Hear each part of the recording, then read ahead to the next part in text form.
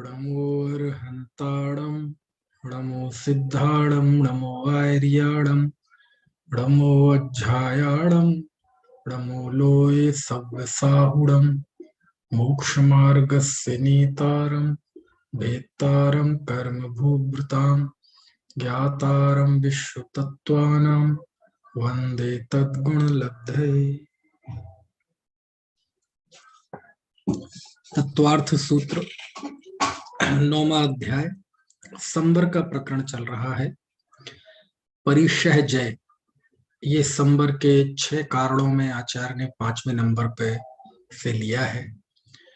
तो जिन परिशहों को जीतने से संबर होता है वो 22 है, और वो किस गुण स्थान में कितने परिशह होते हैं वो कल हमने पढ़ा था। सूत्र 10, 11 और 12, इन 3 सूत्रों के जरिए, इन 3 सूत्रों में आचार्य देव ने बताया कि सूक्ष्म सांप्राय के 14 गुण, सूक्ष्म सांप्राय और उपशांत मोह, क्षीण मोह, यानी 10वें, 11वें, 12वें 3 गुण स्थानों में 14 परिशय होते हैं। परिशय होते हैं मतलब इन 14 परिशहों पे जय होता है ना। क्योंकि काय का प्रकरण है, संबर का प्रकरण है। और एकादश जिनके एकादश यानी 11 परिशय होते हैं, और बादर सांप्राय सर्वे, यानी 6 से लेके 9वें गुण स्थान तक जो बादर सांप्राय यानी बादर कषाय है, वहां सभी परिशय होते हैं। ठीक है।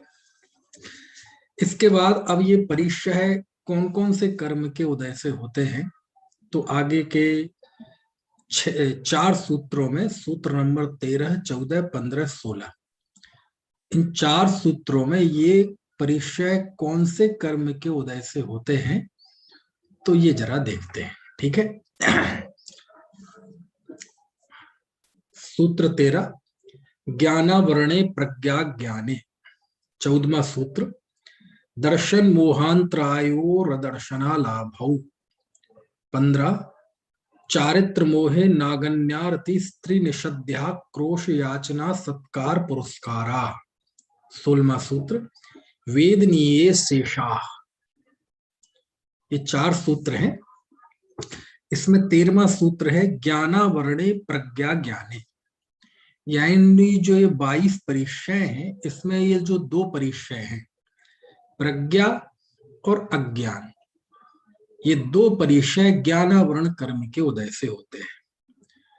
यानी अज्ञान, मुझे बिल्कुल ज्ञान नहीं हो रहा है ना, तो ये तो स्पष्ट ही ज्ञानावरण के उदय से ये अज्ञान है ना।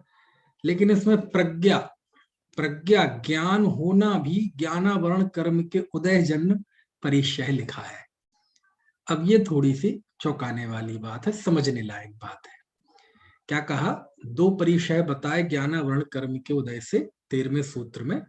ज्ञानावरणे प्रज्ञा ज्ञाने, प्रज्ञा और अज्ञान ज्ञानावरण कर्म के सद्भाव में होते हैं। तो अज्ञान तो आप मान जाएंगे सीधे सीधे कि अज्ञान का तो अर्थ ही है ज्ञान नहीं होना, तो इसको तो हम ज्ञानावरण कर्म के उदय जन्य है, ये सीधा सीधा समझ में आता है। लेकिन प्रज्ञा, प्रकृष्ट ज्ञान, ये ज्ञानावरण के तो 6 उपशम से होता है। फिर इसे ऐसा क्यों कह रहे हैं कि ये ज्ञानावरण कर्म के सद्भाव में होता है ये परिशय? इसलिए कह रहे हैं कि जिसको ये प्रज्ञा परिशय है ना, तो यदि ये प्रज्ञा की बहुत ज्यादा ज्ञान हो तो उसे ज्ञान का अहंकार कब होगा?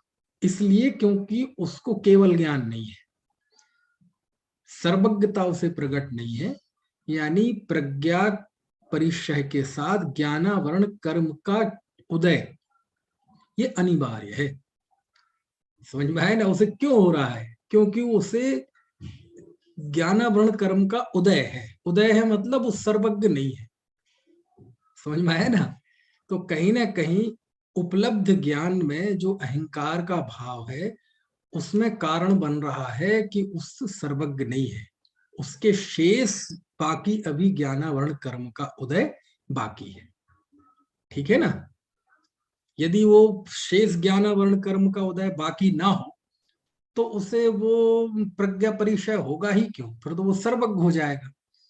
तो सर्वज्ञता नहीं है, शेष कर्मों का मतलब शेष ज्ञानावरण कर्म का उदय अभी बाकी है। यही कारण है कि उसे उस प्रज्ञा का परिचय हो रहा है। इसलिए इस प्रज्ञा को भी इस दृष्टि से ज्ञानावरण कर्म के सद्भाव में ही उसे माना गया है। ठीक है, तो अज्ञान तो स्पष्ट रूप से ज्ञानावरण के सद्भाव में होता है, लेकिन प्रज्ञा भी ज्ञानावरण के सद्भाव में होती है। क्यों? क्योंकि ज्ञानावरण का यदि पूर्णता नाश हो जाए तो फिर इस प्रज्ञा रूपी परिचय के होने का कोई प्रश्न ही खड़ा नहीं होता। फिर 14वें सूत्र में लिखा दर्शन मोह और अंतरायोह। देखो, दर्शन मोह अंतरायोह यानी दर्शन मोह और अंतराय के सद्भाव में अदर्शन अलाभौ, दोनों जगह द्विवचन का प्रयोग किया। दर्शन मोह और अंतराय कर्म में अदर्शन और अलाभौ ये दो परिचय होते हैं। अलाभौ लाभ नहीं होना, इसमें कौन सा कर्म का उदय है? अंतराय, क्योंकि अंतराय के 5 भेद है ना, दानांतराय, लाभांतराय, भोगांतराय, भोगांतराय, वीर्यांतराय, तो ये तो स्पष्ट ही है। फिर है अदर्शन। अब यहाँ अदर्शन कौन सा लेना? तो अदर्शन में अब चूंकि मिथ्या दृष्टि को तो ये परिचय जय होता ही नहीं है, इसलिए उसकी तो यहाँ बात है नहीं। और क्षायक सम्यक दृष्टि के अदर्शन होता नहीं, औपशमिक सम्यक दृष्टि के अदर्शन होता नहीं। लेकिन कोई क्षायोपशमिक सम्यक दृष्टि हो, क्योंकि दर्शन मोहिनी की 3 प्रकृतियां की चर्चा आई थी ना, मिथ्यात्व, सम्यक मिथ्यात्व और सम्यक प्रकृति। तो क्षायोपशमिक सम्यक दृष्टि जीव के सम्यक प्रकृति का उदय होता है। तो सम्यक प्रकृति के उदय में उसको श्रद्धा संबंधी 3 दोष होते हैं, चल दोष, मल दोष और अगाढ़ दोष। ये बहुत सूक्ष्म दोष होते हैं। तो इन दोषों का जो वेदन है बस इसी को कहा है यहाँ अदर्शन। ठीक है, और ये किसके सद्भाव में होते हैं? दर्शन मोहिनी के सद्भाव में होते हैं। ठीक है, औपशमिक और क्षायक को तो लेना ही नहीं, क्योंकि उनके तो अदर्शन है ही नहीं, केवल क्षायोपशमिक सम्यक दृष्टि के, है ना, ये हो सकता है। तो बस इसलिए लिखा दर्शन मोह और अंतराय के सद्भाव में अदर्शन और अलाभ नाम के परिचय होते हैं। चलिए अगला सूत्र है 15वां। इसमें चारित्र मोहे, चारित्र मोह में यानी चारित्र मोह के सद्भाव में नागन्य मतलब नग्नता, अरति, ठीक है, स्त्री, निषद्या, आक्रोश, याचना और सत्कार पुरस्कार, ये परिचय चारित्र मोह के उदय में होते हैं। चलिए इसके बाद 16वां सूत्र है वेदनीय शेषाः, और शेष जो परिग्रह है वो वेदनीय कर्म के सद्भाव में होते हैं। यानी ये 22 परिचयों का आचार्य ने कौन कौन से कर्म के उदय से कैसे कैसे होते हैं तो वो बता दिया। प्रज्ञा और अज्ञान ज्ञानावरण कर्म के सद्भाव में, ठीक है, अदर्शन और अलाभ दर्शन मोह और अंतराय कर्म के अभाव में, नग्नता, अरति, स्त्री, निषद्या, आक्रोश, याचना और सत्कार पुरस्कार, ये चारित्र मोह की सद्भाव में, और बाकी के जो हैं, है ना, वो बाकी के 11 बचते हैं, है ना, वो वेदनीय कर्म के सद्भाव में। ठीक है, चलिए तो इस तरह से 22 परिचय किन किन कर्मों के उदय से होते हैं वो यहाँ बात आ गई। दर्शनावरण कर्म के उदय से कोई नहीं होता, ठीक है, नाम कर्म के उदय से नहीं होता, गोत्र कर्म के उदय से नहीं होता, आयु कर्म के उदय से नहीं होता, है ना, ये इन कर्मों के उदय से होता है। यानी मोहिनी कर्म के उदय से, वेदनीय कर्म के उदय से, ज्ञानावरण और अंतराय, इन 4 कर्मों के उदय से ही ये परिचय होते हैं। ठीक है, चलो अब उसके बाद 17वें सूत्र में आचार्य बताते हैं कि एक साथ कितने परिचय हो सकते हैं। तो देखो पहले बता चुका हूं हालांकि इसका जवाब, लेकिन सूत्र में अब आया है। एकादयो भाज्या युगपदे कस्मिन्नई कोनविंशते। एकादयो, एक को आदि करके, है ना, भाज्या अनेक विकल्प से, युगपद एक साथ, एकस्मिन्ने एक जीव में, एकोनविंशति, एकोनविंशति मतलब 19, 19 को ही संस्कृत में कहते हैं एकोनविंशति। यानी एक को आदि में लेकर 19 तक एक जीव के, है ना, अनेक प्रकार से विकल्प से ये परिचय हो सकते हैं। यानी अधिकतम एक जीव के 1 से लेकर 19 तक परिचय हो सकते हैं। 22 क्यों नहीं हो सकते? तो वो शुरुआत में बताया था कि शीत और उष्ण, अब ठंडे और गर्म में से एक ही होगा कोई, है ना, तो 22 में से 21 बचे। और शय्या चर्या निषद्या, चलना चर्या, शय्या लेटना, और निषद्या मतलब बैठना। या तो आप बैठे होंगे, या आप लेटे होंगे, या चल रहे होंगे, तीनों एक साथ तो नहीं हो सकते। तो इन तीनों में से एक होगा, तो ये दो ये हटा दो, ठीक है, तो 21 में से 2 हटा दो तो 19। तो शीत और उष्ण में से कोई एक, और निषद्या चर्या शय्या में से कोई एक। यही कारण है कि अधिकतम 19 हो सकते हैं, 22 परिचय नहीं होते एक साथ किसी के, ठीक है। और एक, अब एक तो कोई भी हो सकता है ना, कोई भी ले लो, ठंड हो, गर्मी हो, है ना, दंश मशक हो, प्रज्ञा हो, अज्ञान हो, कोई भी हो, है ना, ऐसे, ठीक है। तो ये 13वें, 14वें, 15वें, 16वें, 17वें सूत्र में ये बात आई, है ना। इस पे अपन ने ज्यादा समय इसलिए नहीं लगाया क्योंकि सरल है ना। जो कर्म हम पढ़ चुके हैं 8वें अध्याय में, उसके उदय से ये परिचय होते हैं। बस ये बात है, एक साथ 19 तक हो सकते हैं, कम से कम एक होगा। और परिचयों का कथन आया क्यों? क्योंकि ये परिचय होते हैं तो मुनिराज इनको परिचयों को जीतते हैं, और परिचय हुई जयी होने से उनके कर्मों का संवर होता है। चलो, कल मैंने आपको एक होमवर्क दिया था, और मुझे आशा ही नहीं, पूरी उम्मीद है कि आपने नहीं किया होगा, और ये भी उम्मीद है कि आप उम्मीदों पे खरे उतरे होंगे। पढ़ा था वैसे तो, कल मैंने पढ़ दिया था, थोड़ा सा अंश छोड़ दिया था। कितने लोगों ने पढ़ा? अच्छा, हाथ खड़ा कीजिए। अच्छा, मीना जी ने पढ़ा है, वाह भाई, बहुत अच्छा। अच्छा, आपने भी पढ़ा है, सीमा जी ने, चलो खुशी की बात है। अब चलिए, अब आगे बढ़ते हैं। 18वां सूत्र। अब परिचय वाली चर्चा यहां पूरी हो गई। अब संवर का जो अंतिम कारण है, गुप्ति, समिति, धर्म, अनुप्रेक्षा, परिचय, ये 5 हो गए। अब अंतिम है चारित्र। तो अब चारित्र का कथन यहाँ 18वें सूत्र में आया है। चूंकि धर्म के अंदर जो उत्तम संयम है, उसमें भी चारित्र आ जाता है, लेकिन चूंकि चारित्र साक्षात मुक्ति का कारण है, तो चारित्र जो होता है वो साक्षात मुक्ति का कारण है।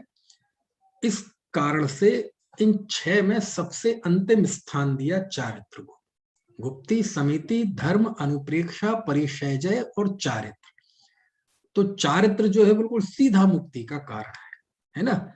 इसलिए चारित्र पे खास बल देने के लिए, चारित्र को विशेष महत्व देने के लिए, वो महत्व देने के लिए मतलब वो विशेष महत्वपूर्ण है, इसलिए आचार्य देव ने यहाँ 6वें नंबर पे सबसे अंत में चारित्र को लिया।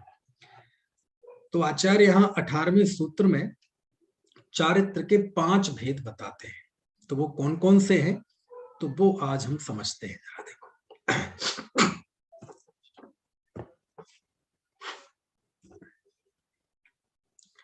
सामायिक छेदोपस्थापना, परिहार, विशुद्धि, सूक्ष्म सांप्राय, यथाख्यातम मिति चारित्रम। सामायिक छेदोपस्थापना, परिहार, विशुद्धि, सूक्ष्म सांप्राय, यथाख्यात मिति चारित्रम, ऐसा यह सूत्र है। अंतिम शब्द देखो, चारित्रम, चारित्र है क्या? तो सामायिक सूत्र में देखो सीधा सीधा लिखा है सामायिक, फिर छेदोपस्थापना, तीसरा परिहार विशुद्धि, चौथा सूक्ष्म सांप्राय, और पांचवा यथाख्यातम इति चारित्रम। ये चारित्र है। अच्छा, चारित्रम लिखा कि चारित्राणी लिखा, क्या फर्क है? चारित्रम मतलब एक वचन और चारित्राणी यानी बहुवचन। समझ में आए ना? तो बहुवचन नहीं लिया, एक वचन लिया। क्यों लिया? क्योंकि चारित्र मतलब राग द्वेष रहित जो जीव की अवस्था है, जो स्वरूप में आचरण रूप प्रवृत्ति है, जो विशुद्धि है, वो पांचों में है ना? पांचों में जोड़ने वाली जो एक चीज है, इनमें विशुद्धि कम ज्यादा हो सकती है पांचों में, लेकिन चारित्रपना, स्वरूप में आचरण करने रूप प्रवृत्ति है ना, पापों से निवृत्ति, ये सारी जो चीजें हैं वो सब में कॉमन है। इसलिए वहां एक वचन लिया कि चारित्र, इनमें चारित्रपना सब में बराबर है। चलो अब जरा इन पांचों का स्वरूप देखते हैं। पहले तो आप थोड़ा सा नाम देख लें, सामायिक चारित्र, छेदोपस्थापना, परिहार विशुद्धि, सूक्ष्म सांप्राय और यथाख्यात। अब देखो इन पांच का जरा स्वरूप समझते हैं। सबसे पहला है सामायिक चारित्र। ये सामायिक चारित्र क्या है? सामायिक चारित्र यानी समस्त साबद्ध का त्याग, बस इसका नाम सामायिक चारित्र। समस्त साबद्ध यानी, साबद्ध यानी होता है पाप, तो समस्त पाप प्रवृत्ति का एकदम एक साथ मन का ये भाव, सबका त्याग, बस इसका नाम है सामायिक चारित्र, है ना? अभी व्यवहार की बात चल रही है, अभी पाप के त्याग की बात चल रही है। निश्चय से अपने आत्म स्वरूप में अभेद होने का नाम है ना, अपने आत्म स्वरूप में स्थित होना, और उस स्थिति में हमें सुख दुख, जीवन मरण, है ना, शत्रु मित्र, इन सब के प्रति साम्य भाव की स्थापना हो जाती है, समानता का भाव आ जाता है, तो उसको सामायिक चारित्र कहते हैं। ठीक है? तो सभी के निश्चय और व्यवहार दोनों पहलू है। चलो दूसरा है छेदोपस्थापना चारित्र। ये छेदोपस्थापना चारित्र क्या है? ये थोड़ा सा समझने लायक है। जो सामायिक चारित्र है वो ही छेदोपस्थापना चारित्र है। क्या मतलब हुआ? क्या फर्क हुआ दोनों में? थोड़ा सा फर्क, इसकी दो व्याख्याएं हमें समझनी पड़ेंगी, और दो अलग अलग नहीं है, उनके बीच में एक सामंजस्य भी हमें देखना है। छेदोपस्थापना यानी होता है, सामायिक जो चारित्र था उसमें द्रव्यार्थिक नय की मुख्यता थी, अभेद की मुख्यता थी, और छेदोपस्थापना चारित्र में भेद की मुख्यता है। एक में अभेद की साधना है, एक में भेद रूप साधना है। जैसे समस्त पाप प्रवृत्ति का त्याग, समस्त साबद्ध का त्याग, ये सामायिक। अब उसमें हिंसा का त्याग, झूठ का त्याग, चोरी का त्याग, कुशील का त्याग, परिग्रह का त्याग, है ना, ये सब अब उस एक सामायिक व्रत में ये भेद कर दिए ना, कि सामायिक व्रत में 5 व्रतों का भेद करना, 28 मूल गुणों के भेद रूप देखना, 5 व्रत, है ना, 5 समितियां, 5 इंद्रिय विजय, 6 आवश्यक, 7 शेष गुण, इन रूप से उस चारित्र को भेद रूप से देखना, इसको बोलते हैं छेदोपस्थापना चारित्र। इसे क्या बोलते हैं? छेदोपस्थापना चारित्र।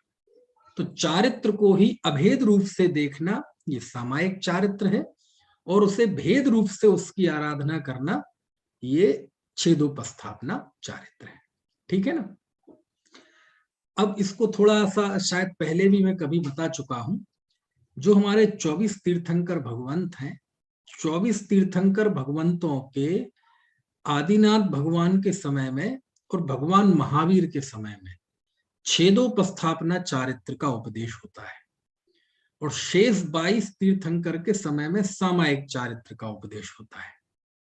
अब आप कहेंगे ये क्या मतलब हुआ? मतलब ये हुआ कि जब व्यक्ति प्रबुद्ध होता है, जो व्यक्ति प्रबुद्ध होता है, तो वो संक्षेप में ही सारी बात समझ लेता है। लेकिन जो व्यक्ति मूर्ख हो, कम बुद्धि का हो, तो उसे बहुत ठोक ठोक के बात समझानी पड़ती है। अथवा किसी में बुद्धि तो हो लेकिन मन में छल हो, मन में कुटिल परिणाम हो, है ना, मन में वो थोड़ा सा उसके कोई ना कोई, है ना, छल ग्रहण करने की फ्रॉडबाजी रहती है।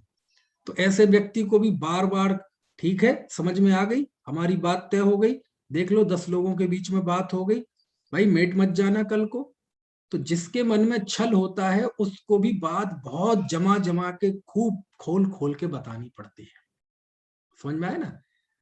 तो ऐसे ही धर्म तो एक अभेद रूप सामायिक चारित्र है। लेकिन जब व्यक्ति कोई भोला होता है या कुटिल होता है तो उसे समझाना पड़ता है ना। सामायिक तो क्या है, समस्त पापाचार का त्याग, बस इसका नाम सामायिक। लेकिन कोई भोला हो तो कहे कि चलो हमने हिंसा का तो त्याग कर दिया, समस्त हिंसा का त्याग कर दिया, लेकिन स्त्री सेवन करे, परिग्रह जोड़े, झूठ बोले, तो वो कहेगा इसमें हिंसा कहाँ है। समझ में आए ना।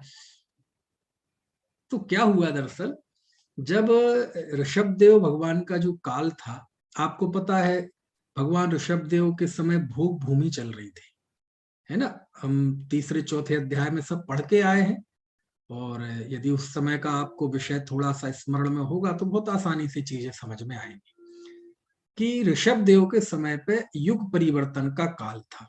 उसके पहले भोग भूमि चल रही थी, और भोग भूमि के काल में ही ऋषभदेव तीर्थंकर हो गए थे, है ना। ये हुंडा और सर्पणिका काल का प्रभाव माना जाता है कि वो भोग भूमि के काल में ही उनको केवल ज्ञान हो गया, मोक्ष चले गए।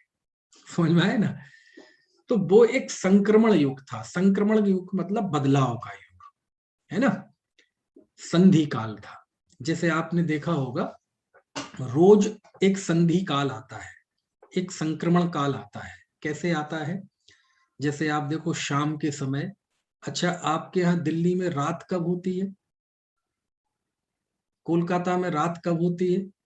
कहते ऐसा कोई टाइम फिक्स नहीं है कि हम ये कहें कि ये अभी तक तो बटन चालू था, बंद था और अब चालू कर दिया, अथवा चालू था और हमने स्विच बंद कर दिया। ऐसा नहीं होता है कि अभी तक तो दिन था और एकदम रात हो गई, एकदम रात थी और एकदम दिन हो गया। ऐसा नहीं होता है, धीरे धीरे बदलाव। पहले सूर्य ढलता है, सूर्य डूबने के बावजूद भी उजेला रहता है, फिर वो धीरे धीरे उजेला कम होता है, फिर अंधकार बढ़ता जाता है, और फिर एक मौका ऐसा आता है कि उजेला पूरी तरह खत्म हो जाता है ना। अब वो कौन से समय होता है, बोले ये सब नहीं बता सकते हम, ये पूरी 1 घंटे 1.5 घंटे की प्रक्रिया है पूरी। ऐसे ही जब दिन निकलता है तो दिन में भी ऐसा ही होता है ना।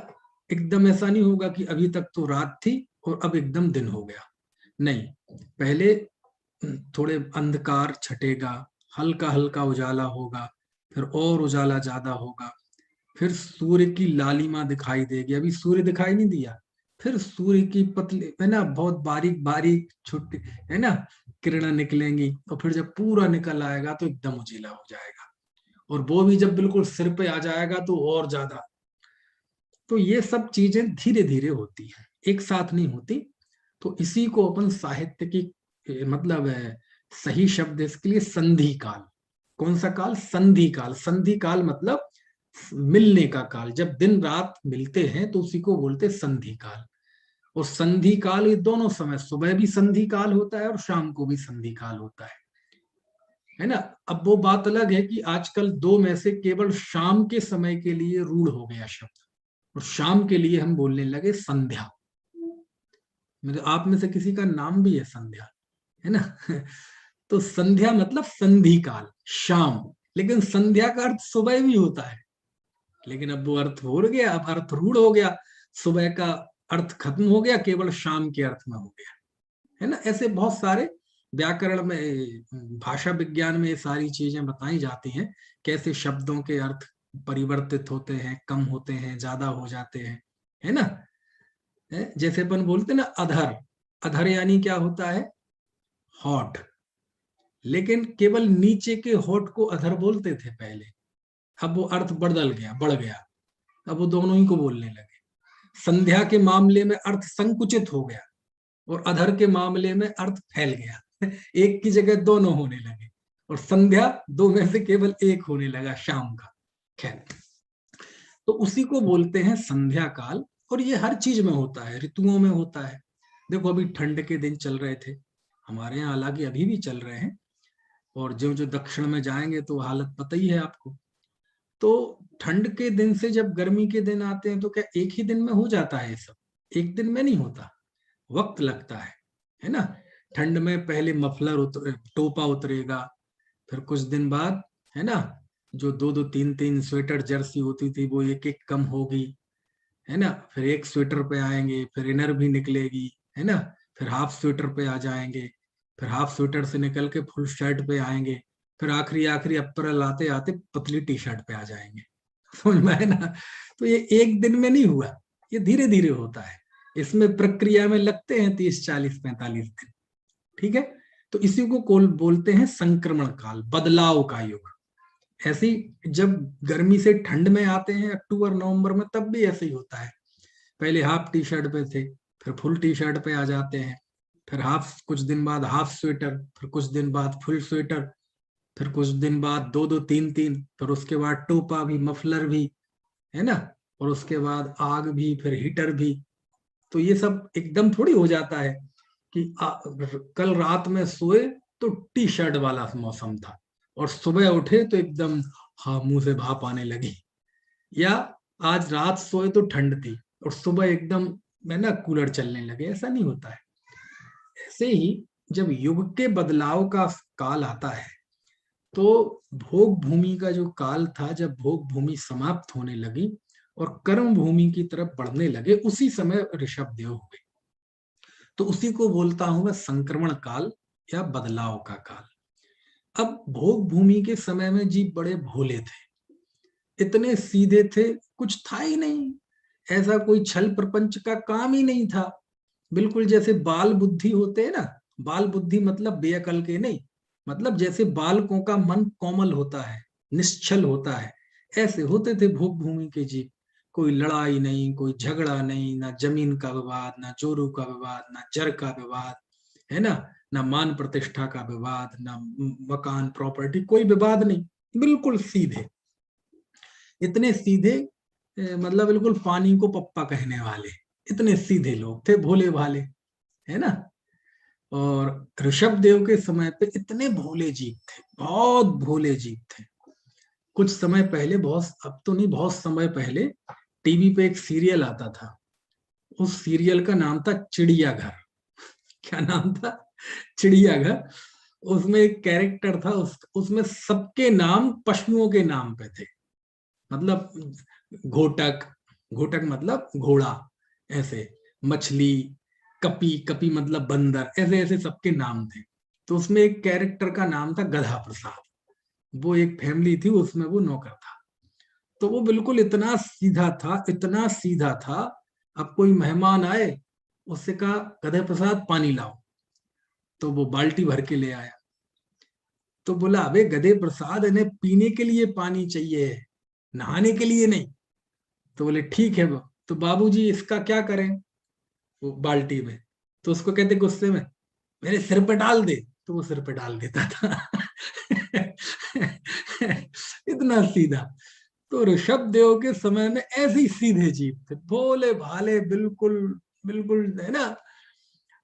तो अब भगवान ऋषभ देव पहले तीर्थंकर थे, उसके पहले कोई संयम धर्म की प्रवृत्ति थी नहीं, है ना, उनके द्वारा ही धर्म की स्थापना होनी थी, धर्म बताना था जीवों को। तो भोले भाले जीवों को बहुत ठोक ठोक के बताना पड़ता है हर चीज, है ना, बहुत संभाल के। उनसे यदि इतना ही कहेंगे ना कि सुनो, किसका नाम है चारित्र, सामायिक, बोले समस्त पापों के त्याग का नाम चारित्र है, तो वो समझ नहीं पाएंगे, है ना। तो वो स्त्री सेवन करेंगे, बोले इसमें कहाँ पाप है, परिग्रह रखेंगे, बोले इसमें उन्होंने कौन सी जीव की हिंसा की। तो उन्हें एक एक चीज बतानी पड़ेगी कि देखो भैया, ना हिंसा करना, ना झूठ बोलना, न चोरी करना, न विषय सेवन करना, न परिग्रह जोड़ना, 4 हाथ जमीन देख के चलना, शुद्ध भोजन करना, खड़े खड़े आहार लेना, अंतराय टाल के आहार लेना, स्नान नहीं करना, है ना, ब्रश नहीं करना, है ना, प्रतिदिन सामायिक करना, स्वाध्याय करना, प्रतिक्रमण करना, है ना, ये सारी चीजें, स्पर्शनेन्द्रिय का सेवन नहीं करना, रसनाइंद्रिय का ये सारी बातें बिल्कुल एक एक खोल खोल के ठोक ठोक के बताई जाती है। क्यों बताई जाती थी? क्यों बताई ऋषभदेव ने? क्योंकि वो समय था, वो जड़मती थे। कैसे थे? है ना, ऋजु मतलब सरल थे, बहुत अधिक बुद्धि उनमें नहीं थी, है ना, तो वो सरल परिणामी जीव थे, बहुत सरल थे, ठीक है, तो उन्हें समझाना पड़ा। उसके बाद जब भगवान ऋषभदेव को, तो उसी को ही बोलते छेदोपस्थापना चारित्र। इसी को क्या बोलते हैं? चारित्र को, उसको बहुत भेद करके समझाना, उसमें अनेक तरह के भेद करके उसे सूक्ष्मता से बताना, ताकि कोई किसी प्रकार के चारित्र में दोष पैदा न कर सके, है ना। क्यों? क्योंकि बेचारे भूले हैं, उन्हें समझाना पड़ेगा, भेद करके समझाना पड़ेगा, है ना। हमारे बुंदेली में एक कहावत है, अब बुंदेली का कोई दिख ही नहीं रहा आज तो, कि घोड़े को पानी दिखा लाओ। किसी को कहा नौकर को कि जाओ जरा घोड़े को पानी दिखा लाओ, तो वो गया और लौट के आ गया। बोले क्यों? घोड़े को पानी पिला लाए? बोले आपने पिलाने का कहाँ कहा था, दिखाने का कहा था। तो मैं तो गया नदी के पास और दिखा दिया, देख ले भैया। उसने देख लिया अच्छी तरह से और मैं लौटा लाया। वो गधा प्रसाद था पूरा। तो ऐसे ही कहते हैं, ऐसे भोले भाले जीवों को कहते बहुत बारीकी से समझाना पड़ता है। तो ऋषभ देव के समय पे इसी कारण से सामायिक चारित्र के स्थान पर छेदोपस्थापना चारित्र का उपदेश दिया। पूरे मुनि धर्म को बहुत सूक्ष्मता के साथ साथ भेद कर करके बताया गया, भेद कर करके बताया गया। आज भी होता है ऐसा। आपकी दुकान पे कोई नौकर काम करता हो और आपको उसको कोई सामान भेजना हो, महत्वपूर्ण सामान भेजना हो, कोई जरूरी दस्तावेज भेजने हो, चेक भेजना हो किसी के यहाँ, तो अब वो भोला है, सीधा है बहुत, है ना। तो आप उससे ये उम्मीद तो नहीं करेंगे कि वो लेके भाग जाएगा, ये भाग जाएगा, लेकिन आपको ये लगता है ना किसी दूसरे को दे आए या कुछ गड़बड़ कर दे, तो आप उसे कैसे समझाएंगे? अब बुद्धिमान होगा तो उसे बताना ही नहीं पड़ेगा, उसे कहेंगे चेक दे के आओ, तो वो पढ़ लेगा कि ऊपर किसका नाम लिखा है, तो वो जाके दे आएगा। लेकिन ये जरा सीधा है, बहुत सीधा है, गधे प्रसाद की तरह। तो उसे क्या कहेंगे? देखो ये चेक है, देखो देखो जरा इस पर किसका नाम लिखा है, जरा पढ़ के बताओ। अब वो इतना पढ़ लेता है, लेकिन नहीं, जरा पढ़ के बताओ क्या लिखा है ना, ऐसे सब पढ़ के बताओ। तो क्या करना है, इसको चेक ले जाके देना है। किसको दोगे? हाँ, कोई नौकर को नहीं देना, दुकान के कोई कर्मचारी को नहीं देना। किसको दोगे? सेठ जी को दोगे। कौन से सेठ जी? यही छगनमल को। समझ में आ गए? कौन से छगनमल? वो जो लंबे मोटे मोटे हैं। वो पूरा एक एक, उसको जरा सी भी एक गड़बड़ हो गई तो पता नहीं वो किसको दे आएगा। वो समझ गए छगनमल?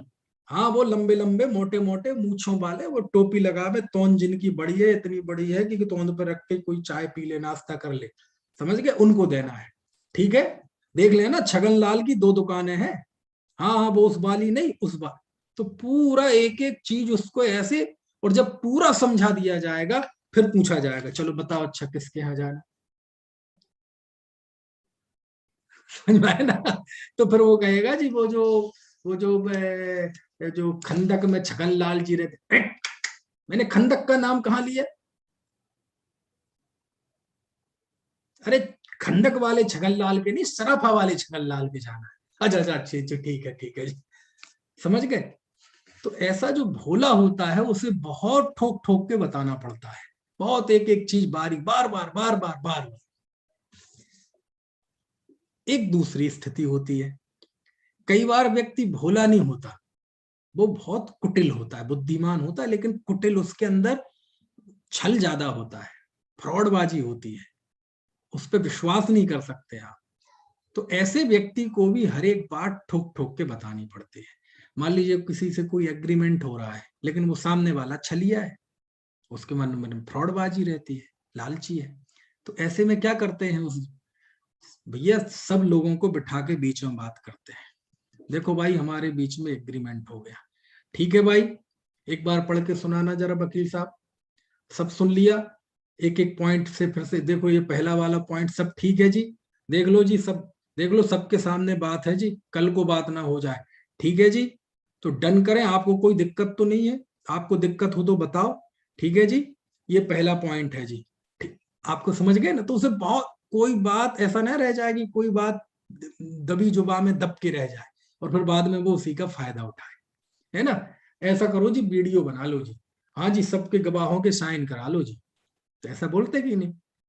तो पहले वाले को इतनी बात ठोक ठोक के बतानी पड़ रही थी इसलिए क्योंकि वो भोला था, और इस वाले को ठोक ठोक के इसलिए बतानी पड़ रही है कि ये भोला नहीं है, वैसे तो ज्ञानवा मतलब बुद्धिमान है, लेकिन बहुत ज्यादा छल वाला है, मायाचारी है, मक्कार है, फ्रॉडबाजी है इसके अंदर, इसलिए सारी बातें बिल्कुल खोल खोल के होती है। और यदि दोनों ही समझदार हों तो ना तो बार बार बताना पड़े, कुछ नहीं, बस इशारे में बात हो जाए, समझ में आया ना? तो ऋषभ देव के समय पे जीव बहुत भोले थे, इसलिए उस चारित्र को छेदोपस्थापना चारित्र का उपदेश देना पड़ा, बहुत खोल खोल के एक एक चीज।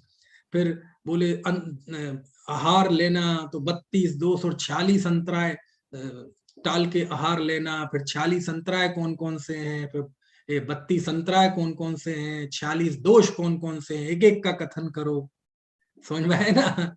ये सब। फिर शुद्धियां बताओ, भाव शुद्धि, काय शुद्धि, सारी चीजें बताओ। क्यों? क्योंकि बहुत भोला है, एक भी कमी छोड़ दी ना तो वहीं से ये बेचारा गलत रास्ते पे चला जाएगा। इसलिए ऋषभ देव के समय पे बहुत, है ना, विस्तार से चीजों को बताया गया, तो उसे ही कहते छेदोपस्थापना चारित्र, माने उस एक सामायिक में भेद करना, एक सामायिक को ही अनेक तरह से अलग अलग तरीके से समझाना, उसे ही कहते हैं भेद रूप साधना, उसी को कहते हैं छेदोपस्थापना चारित्र। अब समय आया भगवान अजितनाथ का, तो अब तो सब प्रबुद्ध हो गए, अब तो भोले रहे नहीं, अब तो ज्ञानवान हो गए सब। तो उनको फिर एक सामायिक चारित्र का उपदेश है। ऐसे कर करके 23वें तीर्थंकर तक भगवान पार्श्वनाथ स्वामी तक सामायिक चारित्र का उपदेश है, यानी दूसरे से लेके 23 तक इन 22 तीर्थंकरों के काल में सामायिक चारित्र का उपदेश है। वहां प्रतिक्रमण वगैरह अनिवार्य नहीं होते, कभी कोई दोष लग गया तो प्रायश्चित कर लिया, लगाते नहीं है आमतौर पर, लेकिन लग गया तो कर लिया, रोज दिनचर्या का अंग नहीं है कि वो करेंगे ही करेंगे, क्योंकि लगाते ही नहीं है दोष। लेकिन 22 तीर्थंकरों के काल में अभेद रूप से, है ना, इस चारित्र की साधना की, जिसे सामायिक चारित्र कहते हैं। अब युग आया भगवान महावीर का, और भगवान महावीर के काल आते आते जीव इतना छलिया हो गया, इतनी फ्रॉडबाजी इसके मन में आ गई जीवों के, इतने मायाचारी के परिणाम आ गए, इतना कुटिल हो गया कि अब फिर से वो समय आया कि भैया इनको एक एक चीज बिल्कुल ठोक ठोक के बताओ। ऋषभ देव के समय पे इसलिए बताना पड़ा क्योंकि ये भोले थे, और भगवान महावीर के समय इसलिए बताना पड़ा क्योंकि ये कुटिल है, वक्र परिणामी है, वक्र जड़ है, वो ऋजु जड़ थे, ये वक्र जड़ है। तो इन्हें बताना पड़ा एक एक बात कि सुनो भैया, हिंसा भी नहीं करना, अहिंसा व्रत, अहिंसा व्रत भी मन से नहीं, वचन से नहीं, काय से नहीं, कृत से नहीं, कार्य से नहीं, अनुमोदना से नहीं, नहीं तो ये मक्कार है बहुत। अभी से हिंसा नहीं करना, तो बोले करने का मना किया है, हम नहीं करेंगे, दूसरे से करवा देंगे सुपारी दे के। ये सुपारी की भाषा तो समझ गए ना आप? है ना? तो ये अर्थ कोई ऋषभ देव के समय में भी ग्रहण कर सकता था, लेकिन वो करता भोलेपन में, और ये काय से करता? कुटिलता के कारण।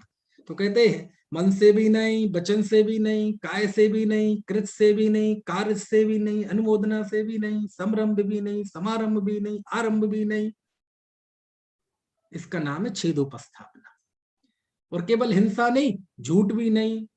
हाँ, और झूठ मतलब सत का अपलाप भी नहीं करना, असत का उद्भावन भी नहीं करना, गर्हित वचन भी नहीं बोलना, धर्म के विपरीत वचन भी नहीं बोलना, सच भी हो लेकिन अशोभनीय वचन हो वो नहीं बोलना, ज्यादा नहीं बोलना, हास्य के वचन नहीं बोलना, किसी की निंदा नहीं करना, किसी की अतिशय प्रशंसा भी नहीं करना, एक एक बात ठोक ठोक के। और क्या नहीं करना जी? चोरी नहीं करना। तो चोरी तो हम वैसे ही नहीं करते। अरे चोरी का मतलब यह है कि किसी की मिट्टी भी नहीं उठाना, दूसरे की खेत की, है ना, किसी का पानी भी नहीं लेना, झरने आदि जिसका कोई स्वामी नहीं है, मिट्टी पानी, उसके अलावा किसी चीज को मन से, वचन से, काय से, कृत से, कार्य से, अनुमोदना से नहीं करना। अच्छा ये चलो नहीं करेंगे। और हाँ, परिग्रह भी नहीं जोड़ना, है ना। ऐसे सब एक एक बात बहुत। तो यहाँ क्यों बतानी पड़ रही है भगवान महावीर के काल में, क्यों बतानी पड़ रही है मोक्ष? क्योंकि ये बहुत चालाक है, ये बहुत कुटिल है ना। ये लेखन लेखन की जरूरत इसलिए तो पढ़ने लगी कि लोग मैट जाते हैं, बात को पलट जाते हैं अपनी बात को, इसलिए एग्रीमेंट कर लो, समझ में। नहीं तो पहले न्यायालय वगैरह होते थे तो क्या था, कोई ऐसा लिखित संविधान जरूरी नहीं है। आज भी कहाँ का आज भी ऐसे, मैं भूल गया, अभी 26 जनवरी को मैंने स्पीच तैयार की थी, उसमें मुझे याद था। आज भी ऐसा देश है जिसका लिखित संविधान नहीं है, ऐसे भी देश हैं, मेरी समझ से यूएसए है ना, चलो जो भी हो। तो पुराने जमाने में ये लिखित लिखित कहाँ होता था, सब मौखिक होता था। अरे बस राजा ने कह दिया ऐसा है, और किसी जैनी ने आके यदि गवाही दे दी तो समझ लो भगवान का फैसला हो गया। राजा को यकीन, कोई दूर दूर तक विश्वास नहीं कर सकता था कि आरहत मत का अनुयायी उसके जुबान से झूठ निकल सकता है। लेकिन जो जो समय बदला, लोग कुटिल होते गए। अब कुटिलता का परिणाम यह है कि आपने कभी बैनामे पढ़े हैं? अभी आप किसी चीज का बैनामा पढ़ना, बैनामा मतलब आपके प्लॉट वगैरह की रजिस्ट्री, उस रजिस्ट्री की भाषा ऐसी होती है कि ये आपका प्लॉट है ना, ये आपका प्लॉट है जिसके पूरब में इनका, पश्चिम में इनका, उत्तर में इनका, दक्षिण में इनका, इस दिशा से इस दिशा तक इतने इतने, ऊपर ऊंचाई तक, नीचे, ऐसी लैंग्वेज होती है कि उसके बावजूद भी छल ग्रहण कर लेते हैं। समझ में आया ना, उसके बाद भी कुछ ना कुछ निकता निकाल लेते हैं। कौन? वकील वगैरह, है ना। तो ये महावीर का काल था, इसलिए यहाँ छेदोपस्थापना चारित्र का उपदेश देना पड़ा। तो क्या फर्क है सामायिक में और छेदोपस्थापना में? बस यही फर्क है, एक में अभेद की विवक्षा है और दूसरे में भेद की विवक्षा है। एक में द्रव्यार्थिक न्याय की विवक्षा है, दूसरे में पर्यायार्थिक न्याय की विवक्षा है। एक में संग्रह न्याय है और दूसरे में व्यवहार न्याय है। अब ये भी पढ़ चुके हैं हम पहले अध्याय के अंतिम सूत्र में। संग्रह न्याय मतलब संग्रह करना, इकट्ठा करना, है ना, और व्यवहार मतलब उसमें से अलग अलग करना। तो एक ही चीज में संग्रह भी हो सकता है और व्यवहार भी हो सकता है। तो वो ही चारित्र है, उसी चारित्र को अभेद विवक्षा से देखते हैं तो वो सामायिक चारित्र है, ठीक है। उसी को भेद विवक्षा से देखते हैं तो वह छेदोपस्थापना चारित्र है। ये बात समझ में आ गई आपको? मदन लाल जी समझ में आई? कुछ नहीं, अभी जुड़े हो तो पता नहीं आई कि नहीं। चलो, अब एक थोड़ा सा दूसरी व्याख्या भी है छेदोपस्थापना की। वो व्याख्या ये है कि यदि कोई जीव कदाचित व्रतों में दोष लगाता है, व्रत भंग करता है, तो वापिस व्रत में स्थिर होना, प्रायश्चित आदि के द्वारा वापिस व्रत में स्थिर होना, इसे भी क्या बोलते हैं? छेदोपस्थापना। मतलब छेद होना मतलब व्रत भंग होना और वापस उसमें उपस्थापन होना, वो छेदोपस्थापना कहलाता है। अब जो जीव सामायिक चारित्र में होगा तो उसे तो ये होगा नहीं, समझ में आए ना। लेकिन ये जो भेद करके बताया है छेदोपस्थापना चारित्र, ये बताया ही इसी उद्देश्य से है कि भोले जीव अथवा कुटिल जीव और थोड़ा कम असमर्थ जीव इसमें दोष लगाएंगे, और दोष लगाएंगे तो उसे पुनः निर्दोष कैसे करेंगे? तो उन सारे व्रतों को फिर बहुत बारीकी से बताना पड़ेगा कि इसका ये स्वरूप है, ये स्वरूप है, तभी तो वापस उसमें स्थापित होंगे। तो ये भेद करके बताना पड़ रहा है वो इसीलिए कि दोषों का निवारण हो सके, कमी रह जाए तो उसका निवारण हो सके, है ना। ये स्पेशलिस्ट का जमाना क्यों आ गया? पहले आप देखो वैद्य होते थे, 1000 किस्म के रोग हो, कितने ही पहुंच जाए, अपनी एक नाड़ी देखी क्या है कैसा है, बस वो जड़ा और बस 2-4 चीजें ली यूं ली और वो खलबट्टे पे ली और ऐसे ऐसे ऐसे बांट के 5-7 पुड़ियां बना के दे दी, ठीक हो गए। समझ में आए ना। फिर धीरे धीरे स्पेशलिटी का जमाना हो गया, विशेषज्ञता का जमाना हो गया, है ना। तो मूलतः तो सामायिक चारित्र एक ही था, लेकिन ये भेद करके जो बताया गया इसके पीछे उद्देश्य क्या था? यही था कि कोई दोष लगाए तो कौन सा व्रत भंग हुआ, उस व्रत के विशेष कथन के द्वारा उसको पुनः उस व्रत में स्थापित किया जाए, है ना। तो उसको भी क्या कहते हैं? छेदोपस्थापना चारित्र। ठीक है, यहां तक बात समझ में आ गई। देखो ये तो हो गई अब थोड़ी सी व्यवहार की बात। अब जरा थोड़ा सा निश्चय की तरफ चले, और इसके लिए आपको ज्यादा दूर नहीं जाना है, आपको प्रवचन सार ग्रंथ में जाना पड़ेगा, कलिकाल सर्वज्ञ पूज्य आचार्य कुंद कुंद देव का। और प्रवचन सार ग्रंथ में शुरुआत में ही है गाथा, चरणानुयोग सूचक चूलिका में गाथा 208, 9, 10 ये गाथाएं आप पढ़ना। गजब। मालूम कि किसे कहा है छेदोपस्थापना चारित्र और सामायिक चारित्र? कि कोई जीव मुनि दीक्षा लेने के लिए गया और आचार्य से दीक्षा ली, ठीक है, केश लुंच हो गया, व्रत ग्रहण कर लिए और पिछी मंडल भी ले लिया, जो जो कुछ भी होती है व्रत की विधि वो कर ली। अब मान लीजिए वो जब पहले था तो मान लो वो चौथे गुण स्थान में था अथवा 5वें गुण स्थान में था, तो उसने दीक्षा तो ले ली। सुनना ध्यान से, उस जीव ने घर में ही था तो भी 5वां गुण स्थान था, मुनि बनने का भाव आया अभी भी 5वां गुण स्थान है, मुनि बनने के लिए आग्रह किया आचार्य के समक्ष अभी भी 5वां गुण स्थान है, ठीक है। आचार्य ने उसको दीक्षा की विधि करा दी, वो भी 5वां गुण स्थान है, व्रत दे दिए तो भी 5वां गुण स्थान है, नग्न हो गया तो भी 5वां गुण स्थान है, केशलुंच हो गया तो भी अभी श्रवण नहीं हुआ, मुनि नहीं हुआ अभी। कैसी बात करते हो? घर छोड़ दिया, व्रत ले लिया, नग्न हो गए, पिछिक मंडल हो गए, है ना, अभी भी मुनि नहीं हुआ वो, अभी भी 5वां ही गुण स्थान है, ठीक है। और समस्त व्रत आदि देने के बाद आचार्य कहते अब तुम सामायिक अवस्था को प्राप्त करो। क्यों? क्योंकि सिद्धांत था, बताया था ना कि पहले 7वां गुण स्थान होता है अप्रमत्त व्रत, पहले से 7वां, चौथे से 7वां, 5वें से 7वां, गिरते हुए 6वां गुण स्थान होता है। यानी आहार आदि की जो क्रियाएं होती हैं उसे हम ऊपर अप्रमत्त अवस्था से च्युत होते हैं तो 6वें गुण स्थान में आते हैं, चौथे से 6वें में नहीं जाते, 5वें से 6वें में नहीं जाते, पहले दूसरे तीसरे से 6वें में नहीं जाते। 6वें गुण स्थान में आने का एक ही रास्ता है, 7वें से 6वें में, ठीक है। तो वह जीव अभी 5वें में ही है, व्रत ले लिए, केशलुंच हो गया, हाथ में पिछिक मंडल हो गया, आचार्य ने से आशीर्वाद ले लिया, सब विधि हो गई, दीक्षा विधि। अब आचार्य कहते हैं अब जो है गाथा 208-9, अब आचार्य कहते हैं वो काम करो जिसके लिए तुम मुनि बने हो। कौन सा कार्य? अपने आत्म स्वरूप में गए। तो अब वह मुनि ध्यान के द्वारा अपने आत्म स्वरूप में जाते हैं और सीधे छलांग लगाते हैं 7वें गुण स्थान में। समझ में आए ना? वो है सामायिक चारित्र। वो कौन सा चारित्र है? वो सामायिक चारित्र है, अभेद है वहां।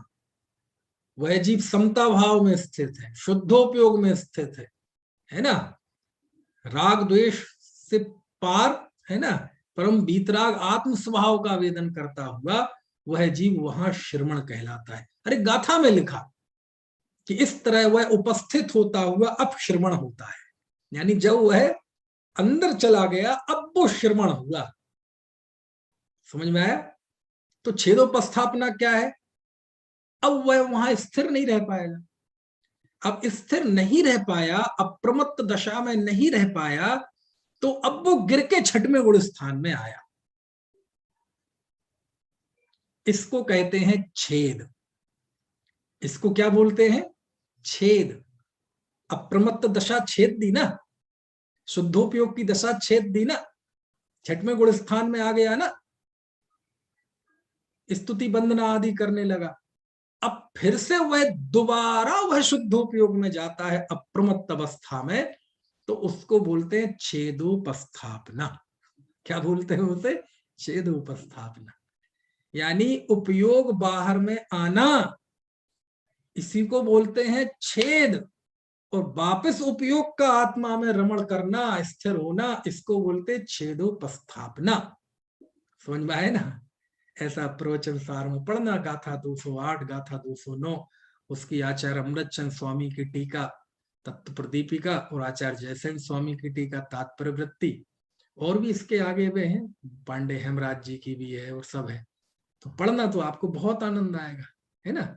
और वहां मूल गाथा में सभ्य छेदोपस्थापक है ना, और उपेठो और सब बहुत बढ़िया बढ़िया प्रकरण। ठीक, तो इन सब विषयों की मतलब एक आध्यात्मिक पहलू है और एक इसका व्यवहारिक पहलू है।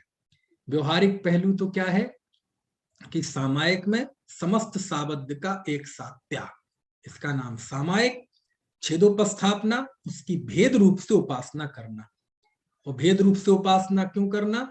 ताकि उसमें कोई दोष ना लगे, और दोष लग जाए तो उसे वापस उसको प्रायश्चित आदि के द्वारा व्रत को स्थिर करना, उसे भी छेदोपस्थापना ही कहते हैं। ठीक है, तो छेदोपस्थापना की दो व्याख्याएं आएंगी, जो दो मैंने अभी बताई।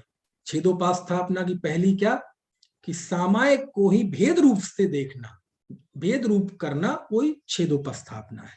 और दूसरा, व्रत में कोई छेद हो जाने पर, मतलब व्रत भंग होने पर प्रायश्चित के द्वारा वापस उस व्रत में स्थिर होना, उसे भी छेदोपस्थापना कहते हैं। तो मूलतः दोनों में देखा जाए तो कोई ऐसा फर्क नहीं है। क्यों? क्योंकि एक सामायिक में भेद किया ही इसलिए गया है, किस अपेक्षा से? सावधानी के लिए। क्योंकि प्रबुद्ध के काल में, 22 के काल में तो सामायिक ही था। ये भोले जी भोलेपन के कारण अथवा कोई मन के विकार के कारण व्रतों में दोष लगाओगे, दोष नहीं, व्रत भंग करोगे, तो वापस उस व्रत में स्थिर होना। तो इसके लिए क्या करना पड़ेगा? छेदोपस्थापना चारित्र का ही स्वरूप समझना पड़ेगा। क्यों? क्योंकि छेदोपस्थापना चारित्र भेद करके इसलिए उसका उपदेश दिया है, ताकि दोष ना पैदा हो, और यदि कोई भंग और दोष जैसी स्थिति आ जाए तो उस विशेष व्रत की आराधना के द्वारा, उस विशेष व्रत के स्वरूप के द्वारा उसको वापस उसमें स्थापित किया जाए। और आध्यात्मिक पहलू कौन सा बताया मैंने? तीसरी व्याख्या, ये आचार्य कुंद कुंद देव की व्याख्या। क्या? कि वह जीव दीक्षा लेने के बाद सीधा वह अप्रमत्त दशा प्राप्त करता है, आत्म स्वरूप में स्थिर होता है, वह सामायिक चारित्र। और शुद्धोपयोग से जीव चित हुआ और शुभोपयोग छठवें गुण स्थान में आया, इसका नाम है छेद। मतलब सामायिक चारित्र का छेद हो गया और वापस अप्रमत्त अवस्था में गया, इसको बोलते छेदोपस्थापना। ठीक है, चल, तो बस ये दो चारित्र की बात हुई, सामायिक चारित्र और छेदोपस्थापना चारित्र। अब तीसरा, परिहार विशुद्धि चारित्र। ये थोड़ा विशेष है ना, तो इसकी चर्चा इतनी जल्दी नहीं हो पाएगी क्योंकि टाइम तो हो गया है। तो बाकी की चर्चा इसके आगे हम कल करेंगे। अभी किसी को कोई प्रश्न हो तो पूछ सकते हैं, ठीक है? क्योंकि जो तीसरा चारित्र है परिहार विशुद्धि, इसमें थोड़ा सा टाइम लगेगा। हाँ, ये ज्योति जैन जी हैं ये। हाँ, जय जी नंद भैया, मुझे उसका पूछना था, ये जो हमने पढ़े थे ना अभी, परिचय जय। हाँ, तो परिचय जय में जैसे निषाध्या, सैया और चर्या, चर्या, ये तीनों होते तो एक तरह के हैं, पर निषद्या को हमने बोला कि ये चारित्र मोहिनी के कारण होता है, और शैया और क्या है शैया? निषद्या का अर्थ है बैठना, ठीक है। शैया मतलब सोना, मतलब सोने के लिए वो जो होता है, और चर्या मतलब गमन। तो गमन में और सोने में पीड़ा की मुख्यता है ना।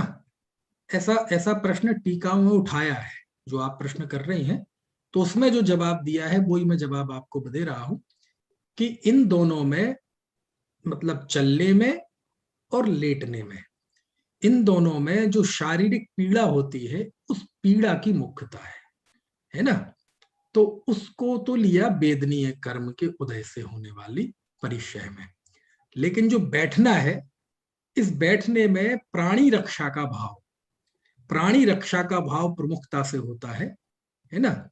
और यद्यपि प्राणी रक्षा का भाव वहां भी है, लेकिन वहां वेदना को मुख्य किया गया है। और जो निषद्या है बैठने में, उसमें प्राणी रक्षा का भाव प्रमुख होता है ना।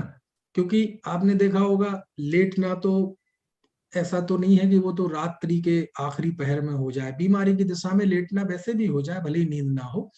लेकिन बैठना, उठना, बैठना, ये एक बहुतायत से क्रिया होती है। सामायिक में बैठना, स्वाध्याय में बैठना, है ना। और ऐसे मतलब बैठना एक ऐसी क्रिया है कि वो कई बार होती रहती है।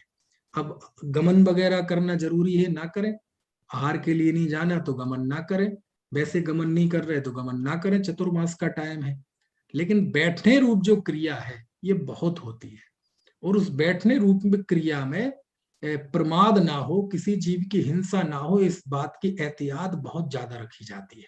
और बाकी तो होगी तो रखेंगे, नहीं होगी तो नहीं रखेंगे, है ना। सारा कंसंट्रेशन वर्तमान में जो क्रिया है उस पर रखेंगे। तो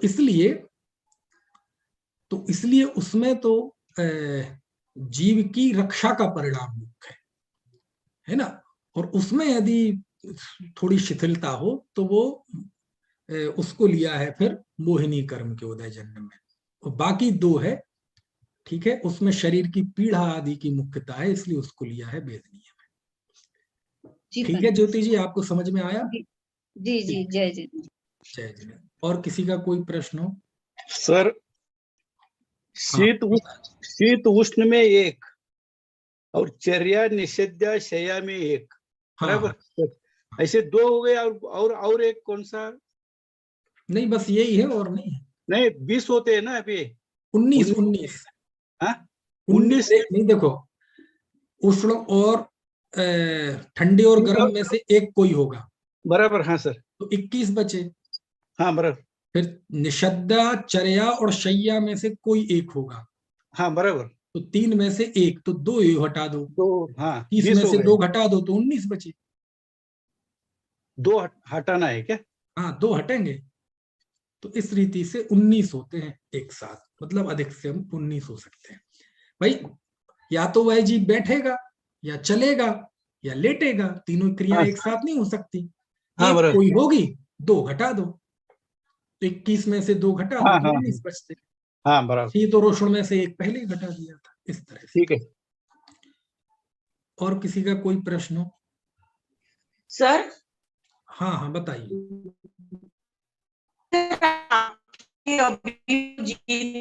आपकी आवाज ठीक नहीं आ रही है। कार्यक्रम हुआ अभी, आपकी आवाज ठीक नहीं आ रही। कल आवाज नहीं आ रही? हाँ, अब आई है, ठीक, बताइए। अभी वो आपके जिनदेशना पे अभी समय सार पे प्रवचन हुए ना आपके, हाँ हाँ, तो बहुत सुंदर हुए वो। तो वो हमें लिंक ऐसे ग्रुप पे भेजेंगे क्या तुम उसकी जिनदेशना की? तो भेज दूंगा। उसमें आपको छांटना खुद पड़ेगा, मतलब क्योंकि वो, हाँ हाँ, क्योंकि अभी कार्यक्रम में गए थे क्या आप? हाँ, मैं भी मध्य प्रदेश का एक जगह है कोलारस, कोलारस गया हुआ था, तो वहां पर वो व्याख्यान हुए थे। और समय सार के 7 व्याख्यान हुए। तो जिन 3 चैनल पे आ रहा था वो, तो आपको मैं ग्रुप में भेज दूंगा उसकी लिंक। तो मैंने सर आपको मैंने नंबर भेजा है, तो आपने मेरे को ग्रुप पे अभी तक ऐड नहीं किया। अच्छा, दोबारा भेज दीजिए, भूल गया होऊंगा मैं, अच्छा, दोबारा भेज दीजिए, है ना। नहीं मैं आपको फोन लगा के डायरेक्ट बात करती आपसे वही नंबर पे। और लगा लीजिए, व्हाट्सएप पे आप बस लिख के भेज दीजिए जय जिनेंद्र, है ना, और अपना अच्छा, नाम, तो मैं ऐड तो कर लूंगा, तो उसमें भेज दूंगा आपको लिंक, वो है ना। समय सर के बहुत ही सुंदर प्रवचन हुए सर आपके। हाँ हाँ हाँ, तो वो तो 3 साढ़े 3 घंटे के वे हो पूरे, क्योंकि उसमें विधान भी है, भक्ति भी है, तो आपको उसको आगे पीछे करके वो देखना पड़ेगा, है ना। समय सार की चुनौतियां, हाँ हाँ वही कोलारस हाँ, में समय आपको सार, दृष्टि और चुनौतियां, चुनौतियां एवं दृष्टि। तो वो जूम की लिंक नहीं थी हमारे पास, उस पे देखने थे हमको, तो फिर डायरेक्ट आपको उसके ऊपर प्रश्न भी वहां के वहां पूछते आते थे, हमने यूट्यूब पे देखा। हाँ हाँ, ठीक है, चलिए, जिनवाणी स्तुति। जय जिनेन्द्र सर।